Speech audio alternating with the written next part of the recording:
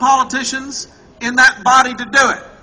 And I want to welcome Mr. Gales to the stage right now to tell you his story.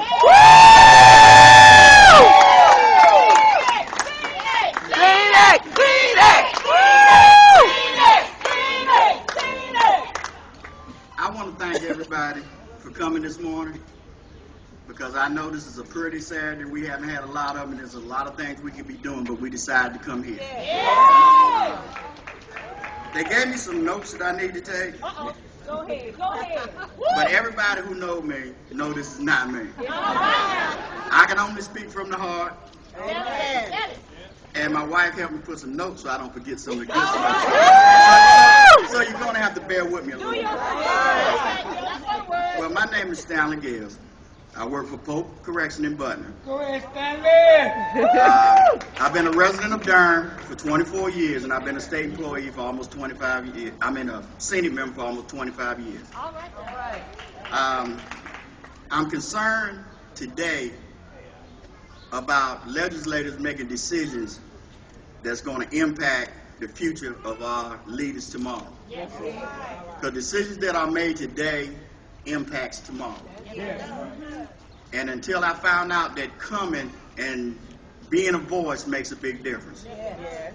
Our president called me up and he said, Stan, we've been knowing each other for years. He said, Stan, I'm going to tell you something. He said, thousands of people outside makes a big difference. Makes the biggest difference in the world. He said, but a small amount across the street makes all the difference in the world. And until last week, I found out that's true. We're here because we know it. And if we don't make people understand that that we can't just stand back and complain. We got to come out here and make a difference. And that's what happened, because I was finna lose my job. But I could retire. But guys who break that back couldn't. Guys who have kids in school can't. So I can tell people about this stuff, but until you really live it, you don't understand it. My primary job today was to talk about they was going to contract the prisoners. They tried that back in '98 for 3 years. It failed so bad that it's still falling. There's not even a ground in sight how bad it was. Prisons that was not contracted had to come in and help provide safety for people that worked at those prisons and the communities around them, because the basic staff that they had couldn't take care of the business that needed to be done. I'm not going to hide the fact, and I can't read this, I'm not going to hide the fact we're in tough times. And we got to make tough decisions. But when we make those decisions, some of those decisions need to be thought about and looked at. Because when times are bad and people are laid off and finances are not good, the prison population is booming. Amen. I mean, it's a shame, but it's booming. Because people are making tough decisions to survive, and some of those decisions are not good. Now, if you close the prisons down and you bring temp workers in there, you're not going to make it. You're not going. It's not going to work. It's not going to work. And for people who don't understand maintenance, or people who don't working around your house, you fix your roof, you fix your basement, that's fine. When it comes down to a prison, you're not just a maintenance man. It's not just a job, it's a career. Those guys take pride in what they do. They work hard. For people who don't understand maintenance, let me put it to you in this way. You have two cars, two Mercedes-Benz. One of them is given to the contractors, one of them is given to the state. The governor says, at the end of so many years, I want to see a report on what this car's costing me. First couple of years, they come up and say, hey, prison cost, hey, you cost a lot of money with this car. Contract didn't cost us anything. Explain to me why. Because prison said I had to change the oil every 3,000 miles. I had to rotate the tires. I had to do the maintenance on the car.